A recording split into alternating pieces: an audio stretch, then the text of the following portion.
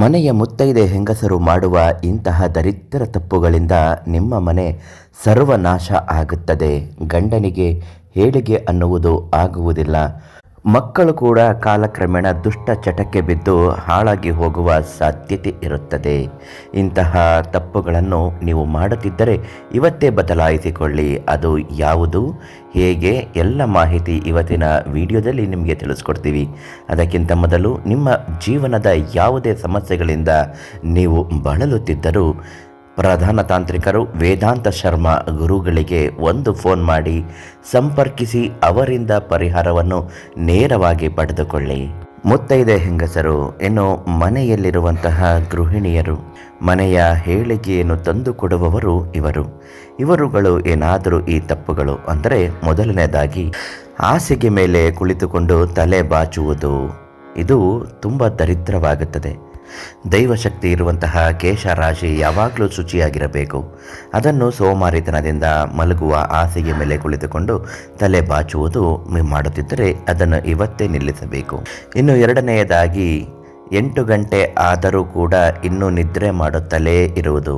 ಬೆಳಿಗ್ಗೆ 6 ಗಂಟೆಯ ಒಳಗೆ ಎದ್ದು ಸ್ನಾನಾದಿಗಳನ್ನು ಮಾಡಿ ಪೂಜೆಗೆ ಸಿದ್ಧ ಮಾಡಿಕೊಂಡಿರಬೇಕು. ಅದು ನಿಜವಾದ ಮುತ್ತೈದೆ ಹೆಂಗಸರ ಲಕ್ಷಣವಾಗಿರುತ್ತದೆ. ಯಾವ ಹೆಂಗಸರು ಸೂರ್ಯ ಉದಯ ಆದರೂ ಕೂಡ ಇನ್ನು ಮಲಗಿರುತ್ತಾರೋ ಆ ಮನೆಗೆ ದರಿದ್ರ ದೇವತೆಗಳು ವಾಸ ಮಾಡುತ್ತಾರೆ. ಮಹಾಲಕ್ಷ್ಮಿ ಆ ಮನೆಯಲ್ಲಿ ಒಂದು ನಿಮಿಷವೂ ಕೂಡ ಇರುವುದಿಲ್ಲ.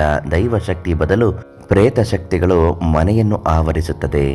ಇನ್ನು ಬೆಳಿಗ್ಗೆ ಬೇಗ ಎದ್ದು ಸ್ನಾನ ಮಾಡದೆ ಅಡಿಗೆ ಕೋಣೆಗೆ ಯಾವುದೇ ಕಾರಣಕ್ಕೂ ಯಾವ ಹೆಂಗಸರಾಗಲಿ ಮುತ್ತೈದೆ ಸ್ತ್ರೀಯರಾಗಲಿ ಹೋಗಬಾರದು. ಅಡುಗೆ ಮನೆ ಎಂದರೆ ದೇವರು ವಾಸ ಮಾಡುವ ಕೋಣೆ. ಮೈಲಿಗೆ ಆಗದೆ ಮನೆಯಲ್ಲಿ ಶುಭ್ರವಾಗಿ ಅಡುಗೆ ಮಾಡಬೇಕು. ಯಾವಾಗಲೂ ಅಡುಗೆ ಕೋಣೆ ಅನ್ನುವುದು ನೀಟಾಗಿದ್ದರೆ ಮಾತ್ರ ಮನೆಯಲ್ಲಿರುವವರೆಲ್ಲರೂ ಕೂಡ ಆರೋಗ್ಯದಿಂದ ಇರುತ್ತಾರೆ. ಒಂದು ವೇಳೆ ಪ್ರತಿದಿನ ಗಲೀಜಾಗಿದ್ದರೆ, ಕೊಳಕಾಗಿದ್ದರೆ ಅಂತಹ ಅಡುಗೆ ಕೋಣೆಯಿಂದ ಯಾವುದೇ ರೀತಿ ಆಹಾರ ಮಾಡಿದರೂ ಕೂಡ ಅದು ಮೈಗೆ ಹತ್ತುವುದಿಲ್ಲ. ಮನೆಯಲ್ಲಿ ಸದಾ ಜಗಳ ಕದನಗಳು ಆಗುವ ಸಾಧ್ಯತೆ ಇರುತ್ತದೆ. ಮುತ್ತೈದೆ ಹೆಣ್ಣು ಮಕ್ಕಳು ಸಂಜೆ ಸಮಯ, ಗೋಧೂಳಿ ಸಮಯದಲ್ಲಿ ಯಾವುದೇ ಕಾರಣಕ್ಕೂ ಕಣ್ಣೀರು ಹಾಕಬಾರದು. ಮನೆಯ ಶ್ರೇಯಸ್ಸಾಗುವುದಿಲ್ಲ.